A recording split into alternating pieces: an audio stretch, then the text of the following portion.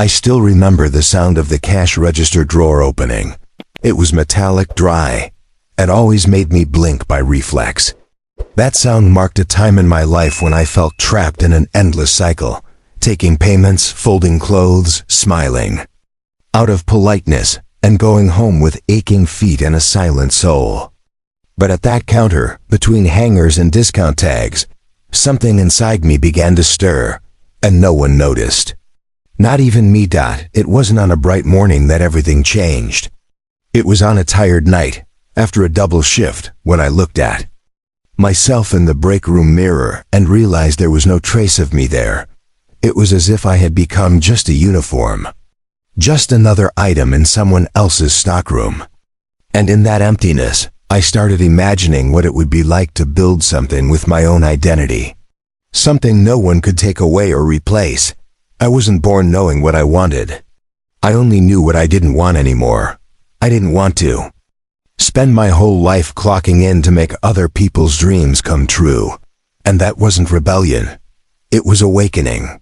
My first step wasn't starting a business. It was beginning to believe that I had the right to dream about it. The job was honest. The company was huge. The brand was respected. But I was invisible. No one looked at me twice. And maybe that was what hurt the most. Because deep down, all I wanted was for someone to say, "You were made for more." But no one said it. So I decided to say it to myself. There were no cheers, no spotlight, no support. There was silence, doubt, and overdue bills. But I kept going. Not because I believed 100%, but because the fear of staying where I was outweighed the fear of trying something new. And that's how the flame was lit. Shy, weak, but mine. In that environment full of boxes, tags, and displays, I learned to observe what worked. I watched the clothes that sold the most, their cuts, fabrics, the colors that drew attention. I mentally noted everything. I seemed distracted, but in truth, I was studying the world I dreamed of building. While others talked about leaving early or resting on weekends, I used my breaks to sketch ideas on napkins. My mind boiled with possibilities, even though my pockets were empty. It still wasn't a business plan. It was a cry for help from my creativity. There were nights when I cried hidden in the work bathroom. It wasn't just physical exhaustion. It was the pain of feeling my potential was being wasted. That my soul was bigger than the life I was living. And that weighed on my chest like someone holding my shoulders and saying, "You haven't even started yet." Many people looked at me with pity when I talked about starting something of my own. Others laughed as if it were a joke. But the truth is, even without knowing how, I had already started. Every time I dreamed, I was building. Every time I resisted giving up, I was laying the first pillar. I had to learn everything on my own. About fabric, cuts, suppliers. I learned through videos, blogs, and mistakes. But mostly, I learned through silence. Because when no one believes in you, the noise of the world disappears. And all you hear is the voice from within. My first sketches weren't pretty, but they were sincere. They were pieces of my story converted into lines and curves. I didn't want to sell clothes. I wanted to tell what I had lived in fabric. Every stitch was a memory. Every color choice was a feeling. While I sold the creations of others, I began to imagine the day someone would wear one of mine. The day my name would be stitched, not as an employee, but as a creator. I knew that day seemed far off. But the image of it gave me strength to keep going. My journey began without capital, without partners, without support. But it began with truth. With a heart tired of being ignored. With calloused hands that learned to draw dreams instead of just folding clothes. Fear was constant, and still is sometimes. But I discovered that courage doesn't come from the absence of fear. It comes from facing it even with trembling legs. And that's exactly what I did, one step at a time. With doubt, yes. But with determination greater than any uncertainty. There were moments when I wanted to give up. When nothing seemed to work, when fabrics were delayed, when customers didn't show up, when I even missed the security of the old job. But in those moments, I reminded myself why I started. Freedom has a high price, and I paid it with sleepless nights, stacked up bills, and many no's, but I never regretted it. Because every sacrifice was a declaration. I wasn't born to be another item in someone else's stockroom. I was born to be my own storefront. It wasn't fast. It wasn't easy. And it wasn't pretty. But it was real. Every victory had a scar behind it. Every achievement had a stumble before it. And that made everything more valuable. More human. More mine. In the beginning, my store was a bedroom. My racks were old hangers. My clients were friends and acquaintances who believed in me when I still had nothing. But every compliment, every message saying, "I felt powerful in your clothes," kept me going. I learned that style isn't just appearance. It's voice. It's story. It's presence. And my brand was born from that, from the absence of everything, except the desire to express myself. Every piece I create carries my journey, carries the scars, the lessons, and above all, the overcoming. Working at that giant company taught me a lot. But more than sales techniques or service standards, it taught me what I didn't want to be. And that was enough for me to discover who I could become. I don't reject the past. It shaped me. It pushed me. It carved me. But today, when I look ahead, I no longer see shelves and sales goals. I see runways that carry my name. I see stories being worn.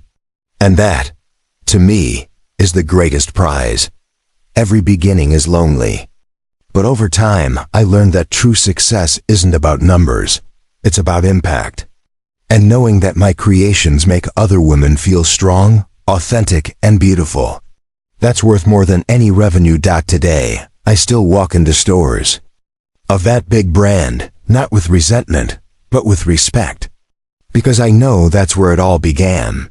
It was at that register, with the metallic sound of the drawer, that the restlessness was born, the one that pulled me out of autopilot and led me to the extraordinary. Many times people think the turning point happens in a single moment, like a sudden snap that changes everything. But it wasn't like that for me.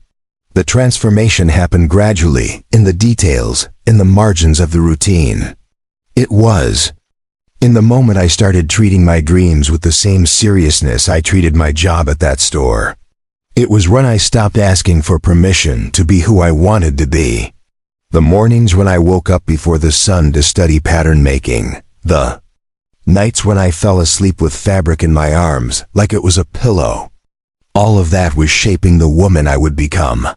With each lesson learned, I saw the Nike cashier fading into the past, not out of rebellion, but because I was finally stepping out of the packaging the world had placed me in. I remember when I created my first piece from scratch. It was a simple dress, made with cheap fabric and still imperfect stitching. But when I saw it finished, hanging on a makeshift hanger on my bedroom door, my heart beat differently. It wasn't just a dress. It was the materialization of something that until then had only existed inside me. It was my voiceless voice, now visible. And in that moment, I realized that fashion could be more than style, it could be purpose. I didn't want to dress bodies, I wanted to dress stories. I wanted every woman who wore something I made to feel that, somehow, she was claiming her place in the world. A place of strength, beauty, and identity. In the beginning, I sold without a brand, without a label, without a business card. It was word of mouth, based on trust, on the courage to personally deliver an order, even with no guarantee of return. I wrapped each piece carefully, like someone delivering a gift. Because deep down, that's what it was. A piece of me, stitched between hopes. Each client was a victory. And each return, a lesson. Sometimes I cried alone after a mistake, but I never stopped learning. And that made me stronger. I discovered that owning a dream requires much more than talent. It requires resilience. It requires knowing how to fail with humility and restart. With even more grit, there was a time when I almost gave up. Not because I lost faith, but because the difficulties started pounding on the door so loudly it was impossible not to hear them. The overdue electricity bill, the rent collector calling, the orders that wouldn't come through, the constant comparison to big brands that had everything I still dreamed of. And then, on one of those days when the urge to disappear screamed, louder than reason, a client sent me a message that changed everything. She said she had never felt so beautiful in an outfit before, that she looked at herself in the mirror and cried with emotion. And there, between typed tears, I understood. What I was doing wasn't small. Maybe I didn't have a factory or spotlights yet, but I had soul. And that was what kept me from stopping. Little by little, I started gaining space. My name began circulating among small influencers who loved the uniqueness of my creations. And the difference was simple: truth. Nothing there was copied. Everything was designed with feeling. Each fold, each detail came from lived experiences, from conquered falls, from strengths I didn't even know I had. I made clothes for those who knew what it meant to get up even with scraped knees. My brand started being recognized not just for style, but for having a soul behind every piece. And that soul was mine. Over time I rented my first studio. It was small, tight, but it felt like a castle to me. It was the first time I saw my name on the door. And when I walked in, I felt the weight of responsibility mixed with the lightness of achievement.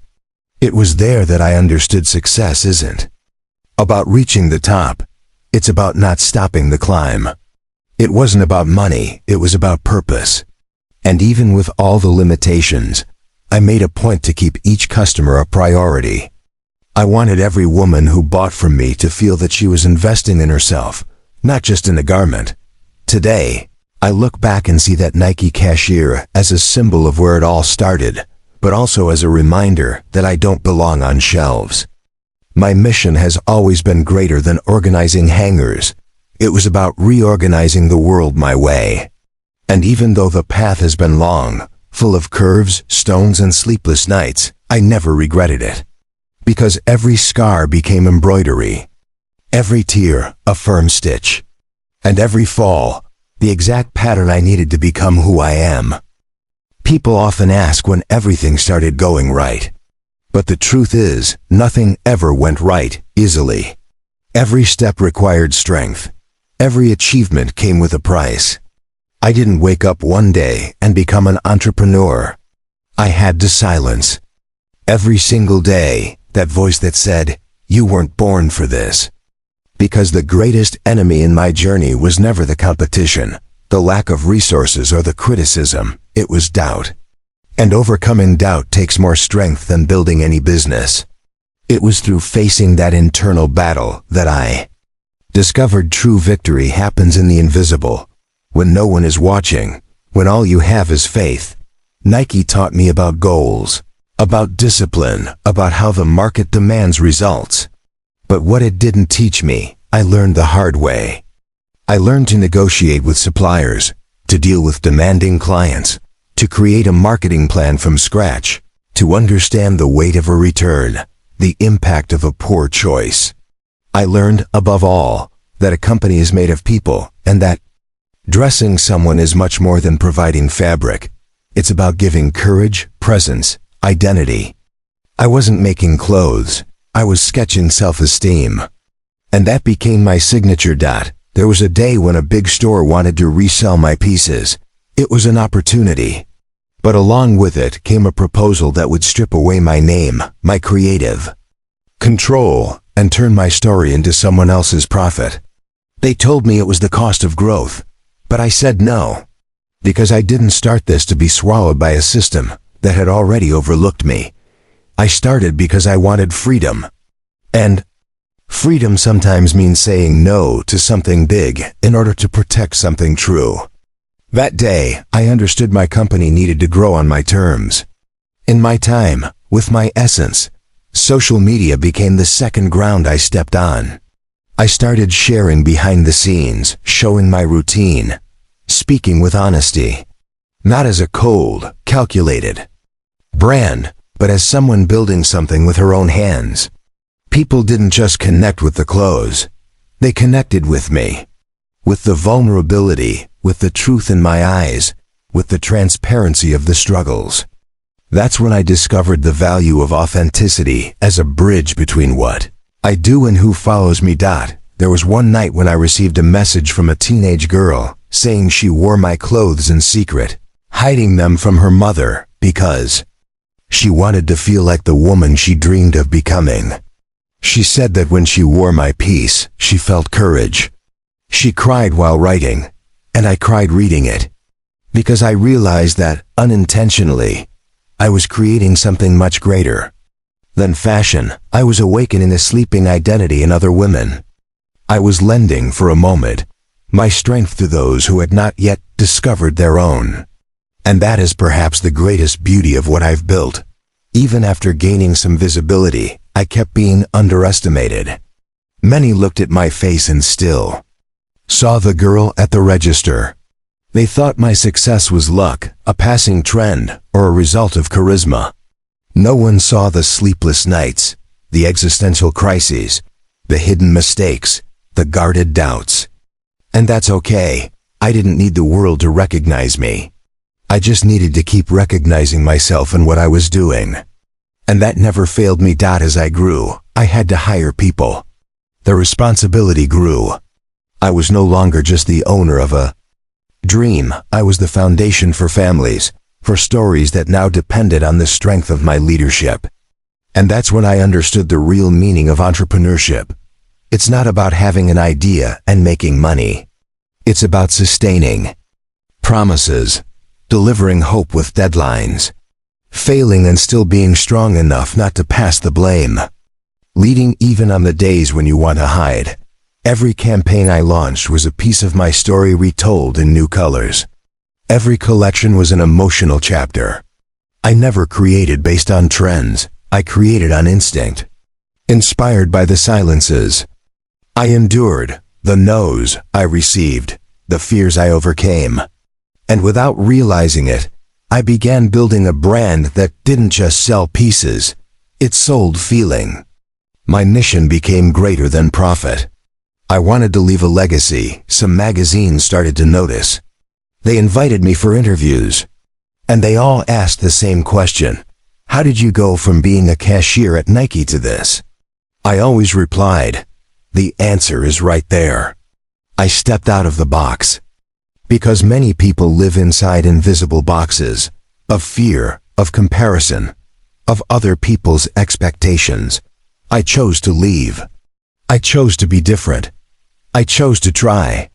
And that made all the difference. Over time, collaborations came. I started being approached by other brands, by names I once only saw from afar. But even in those moments, I kept my essence. I made a point of remembering who I was. I still checked every piece before it was shipped. I still read the feedbacks with my heart. I kept stitching the past with the present, creating the future. I didn't let success erase the truth of where I came from. In silent moments, I still find myself remembering the smell of Nike's stockroom, the piles of folded clothes, the sound of the glass door opening and closing with customers. All of that still lives in me. Not as nostalgia for something I left behind, but as sacred memory of where I was reborn. Because it was in that routine that my soul began to scream. And hearing that scream changed everything. My business started to expand. I rented a bigger space, built a creative team, opened a physical store. I saw my name on the front sign. And still, every day, I made a point to walk up to the first piece on the rack and touch it like someone touches the first brick of a house. Because the beginning is never forgotten. It pulses. It sustains. It reminds us who we are when the spotlight tries to blind us. My mother never quite understood what I did. But one day, she walked into the store and looked at me like she was seeing something that once seemed impossible. She didn't say anything, but the silence in her eyes said, "You made it," and I cried. Because I understood that deep down, my greatest desire was never fame or status. It was to prove to myself, and to those I loved, that it was possible. The path to this point was paved with closed doors, but also with windows I opened with my own hands. I didn't wait for an invitation, I created my own place. I didn't accept the imposed limits, I redrew the map. And today, when people ask how I made it, I answer with a smile. I didn't make it, I built it. Because the verb matters. To achieve is not to fall from the sky. It's to dig ground. When I look at my employees today, I see in each of them a reflection of who I once was. And I make a point of teaching what no one taught me. I don't want to be just a reference in fashion, but in faith. Faith in the process. Faith in the impossible. Faith in the hidden talent that lives in those who got used to being silent. My leadership doesn't come from a title. It comes from a story. I don't want people to just wear my clothes. I want them to wear the idea that they can be more. That they don't need to accept labels. That they weren't made to fit on shelves. I want my brand to be a walking reminder that with courage, everything can bloom, even from the hardest. Concrete recognition started coming from everywhere. Award nominations, invitations to events, interviews on major platforms. But I've learned to see all of that with calm eyes. Because those who've been ignored too much learn not to let today's noise drown out yesterday's truth. And my truth is simple. Everything I achieved started with a silent dream, stitched between boxes. Even with everything I have today, there are still hard days. Crises, insecurities, heavy decisions. But there's one difference. Today I know who I am, I know where I came from. And I know that no matter what happens, I will never go back to that box. Because now, I am the one who wraps my own dreams. And I am also the one who sends them out, with care, into the world. There was a time when all I had was an old notebook filled with scattered notes and ideas no one valued. Today, that same notebook is framed in my office. Not because the notes are perfect, but because they prove that everything started there. On coffee-stained pages, in crooked sketches, in rushed phrases scribbled during the breaks of an exhausting day. I keep it like someone keeps a relic, because it reminds me that no dream is born big. It just needs to be born. And that, even with all the uncertainties, if you keep writing, sketching, trying, one day it takes shape. People love to see the after. They love the now. The glamour, the beautiful store, the packed schedule, the apparent success. But few would endure seeing the before. The pain of investing everything I had in fabric and not having money for transportation. The shame of attending clients through WhatsApp because I didn't have the means to build a website. The frustration of seeing someone else use my ideas with more resources and get the credit. But all of that made me stronger. I learned that being copied was proof I was on my right path. And that no one can steal an essence, only an aesthetic. I still get emotional when I see women entering the store with shining eyes, touching the pieces as if they were touching a symbol. Because it's not just clothing. It's courage stitched together. It's beauty in the shape of resistance. Every piece I make carries an embedded cry for freedom. A silent reminder that it's possible to turn pain into creation. That it's possible to make pain beautiful. That it's possible to survive and still bloom. One of the most remarkable moments in my journey was when I held my first fashion show. I designed the pieces myself, set up the stage with my team, and made a point to put real women on the runway. No standards, no imposed molds. Because my fashion was never about fitting in, it was about expanding. And when the lights came on and the applause started, I didn't cry for the recognition. I cried for everything I had to go through to get there. Every look of disdain, every double shift, every time I was ignored. All of it was there, in the brightness of those eyes, in the firm step of the models, in my own posture, now upright, Many still ask me for the secret. They expect a formula, but there isn't one. What exists is a daily choice to keep going even without applause, to invest even without immediate return, to believe even when everything says no. The secret was waking up every day and doing what needed to be done, even afraid, even alone, even tired. And maybe that's not glamorous, but it's what builds real things. I learned to value the invisible, the backstage, the delivery before the delivery. Those moments no one sees, but that sustain everything else. Because a strong company isn't born on stage. It's born in silence, in the sketch, in doubt overcome, in the overlooked detail. And that's why I never stopped being present in the backstage of my business. Because that's where I learned to be strong. When I look back and think of Nike, I don't feel anger. I feel gratitude. Because even unknowingly, that counter-trained me. Those hours on my feet taught me resilience. Those difficult customers taught me empathy. That uniform, which once seemed to dim my light, today is a symbol of where it all began. And paradoxically, it was by wearing someone else's name that I discovered the value of my own. I didn't transform my life alone. But first, I had to transform myself from the inside. I changed my mindset, my self-confidence, the way I looked at myself. I understood that if I treated myself as small, no one would ever see me as big. So even on the days I felt tiny, I acted as someone who believed, because the body obeys vision. And I needed to see myself ahead to be able to keep moving. Yes, the company grew. But more than that, the woman who led it grew. I started making bolder decisions, understanding the market, negotiating with confidence. And most importantly, I learned to listen to my intuition. Because no spreadsheet replaces what the heart knows. My instinct never betrayed me. And by following it, I was able to walk paths that once seemed impossible.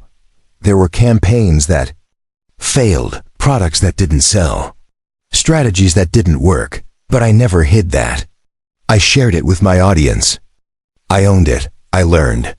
My followers saw the real process, Lev, and that's why they trusted me. Because no one believes in perfection. They believe in truth. And my story never needed makeup. It stands on its own. Today, in addition to the physical and online store, I also give talks. I share my journey with other women who still feel like cashiers in environments that don't recognize their value.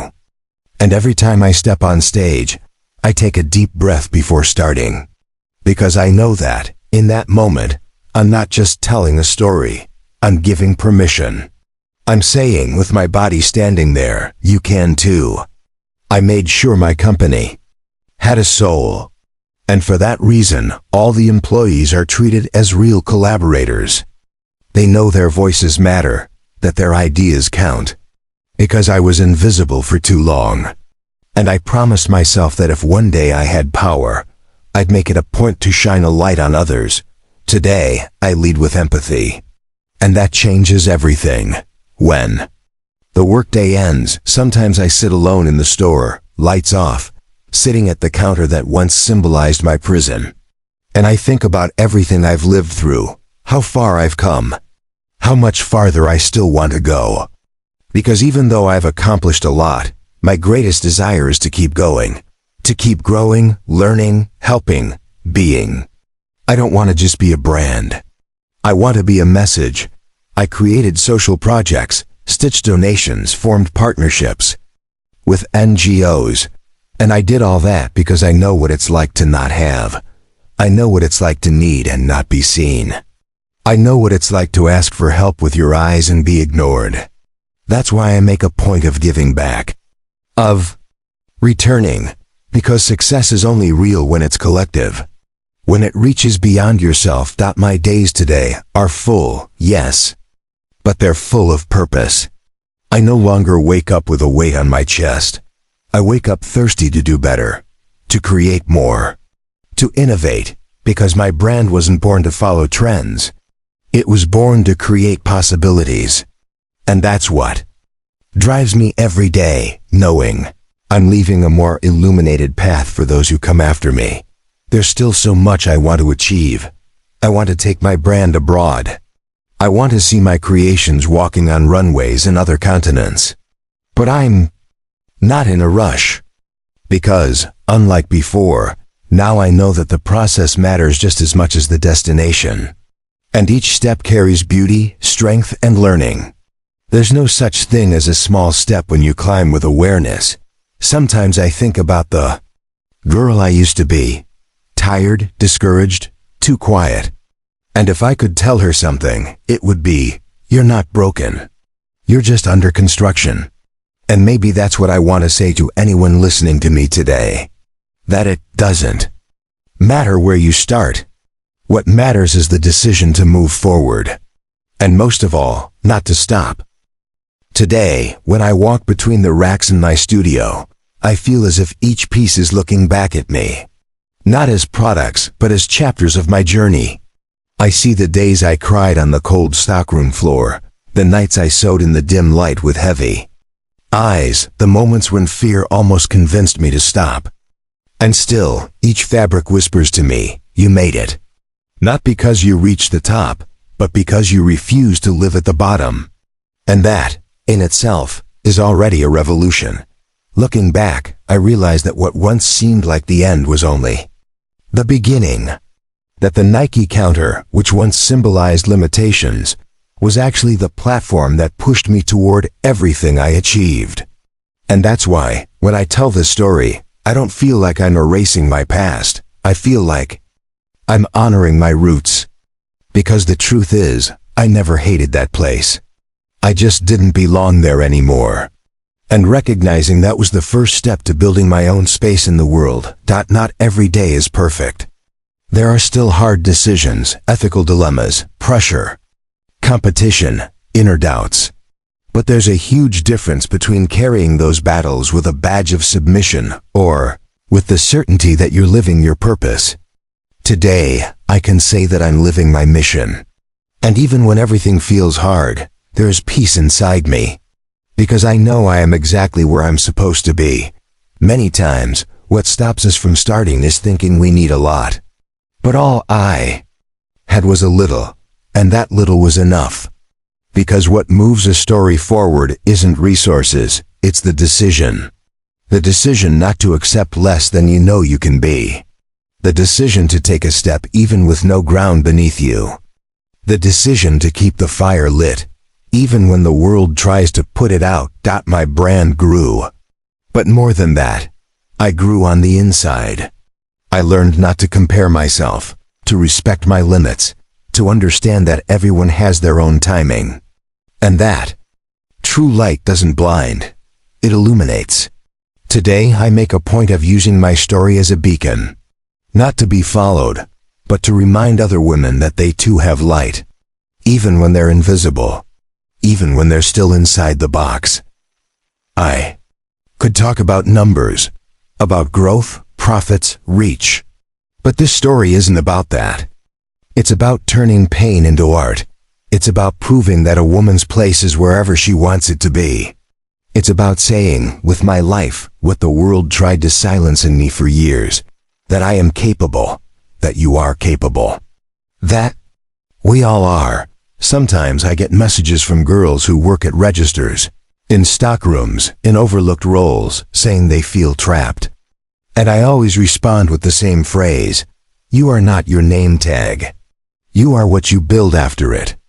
Because behind every uniform, there might be a universe waiting.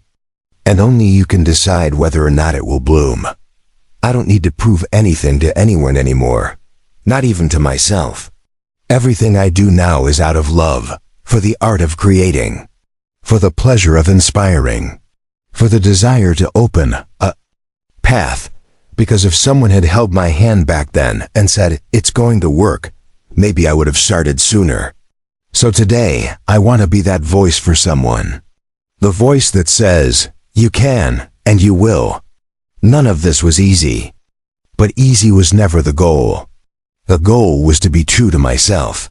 To leave a legacy that my children will one day look at and say, "She built this with her own hands." And more than that, so that any girl who hears my story will say to herself, "If she made it, I can too." The words I heard most at the beginning were, "No, difficult, risky, too big for you." Today, I've turned all of those words into pieces. Every stitch is an answer. Every collection is a shout. Every fashion show is a silent protest saying, "You were wrong." Because no one has the right to limit the size of a dream. When the store is empty, I like to walk alone through the aisles. Observe the details. Remember the path. Because success taught me many things, but silence taught me more. It was in silence that I stitched my first ideas. It was in silence that I endured my worst days. And it is in silence that, to this day, I give thanks. This isn't just a story about fashion. It's a story about faith. Faith in myself. Faith in the unseen. Faith that, even without resources, it is possible to create something beautiful. Something that inspires. Something that touches. Something that transforms. And that faith is the strongest fabric I've ever used. It doesn't tear. It doesn't fade. It never goes out of style. I'm proud of every fall, every no, every night I thought about giving up. Because those were the moments that carved my strength. That taught me how to rise with dignity. That showed me success isn't the absence of failure. It's the choice to keep going even after it. Today, my name is on the label. But it's not just the name that's there. It's my story. It's my sweat. It's the teary eyes of the girl who used to fold shirts, not knowing she would one day create her own. It's the beating heart of someone who dared to believe. It's all there, stitched between the seams, disguised as fabric. Screaming in silence, looking at all of this, I understand that true power was never in the position I held, but in the vision I carried. And that, even when no one believed in me, I was the only one who needed to keep believing. Because the world changes when we change. And I changed, from the inside out. From pain to creation. From the box to the showcase. I want every woman who wears something I made to feel that. To feel that they're not just wearing a garment, but a piece of courage. To feel that behind that stitch, there's someone saying, "You are more." Because that's what I always needed someone to tell me. And that's what I want most to say now. Time has passed, and many things have changed. But one thing remains, the flame inside me, the one that was born in the silence of the stockroom. The one that withstood the blackouts of doubt. The one that, even shaking, never went out. It's still here. And it's what moves me. It always has. If you ask me whether I would do it all again, the answer is yes. Even with all the pain, all the fear, all the loneliness. Because every step brought me here, and here's exactly where I'm meant to be. Not in the easiest place, but in the truest place. And that is worth every scar. If you've made it this far hearing my story, I want you to carry one certainty with you. You already have everything you need to start. It's not about having. It's about being. Being faithful to who you are. Being strong enough to try. Being stubborn enough to keep going. Don't wait for the perfect conditions. They don't exist. Wait only for the decision. The decision to be more. To move. To step out of the box. Because the box was never your place. Your place is where your soul shines. Where your heart races. Where you finally feel alive. And if no one has ever told you this before, I'll say it now. You can, you will, you deserve it. The world needs your story, your talent, your voice, your vision. And even if it seems impossible right now, everything starts with a single step. Just one, the first dot. So don't wait, begin, even afraid. Even with little, even with doubt, but begin. Because the only way to change your story is by writing it with your own hands. And believe me, your hands are stronger than you think. If Something in this story touched you. Leave a comment. Say what it awakened in you. Share it with someone who needs to hear this. And never forget, your past may have been small, but your future depends only on the courage you choose right now.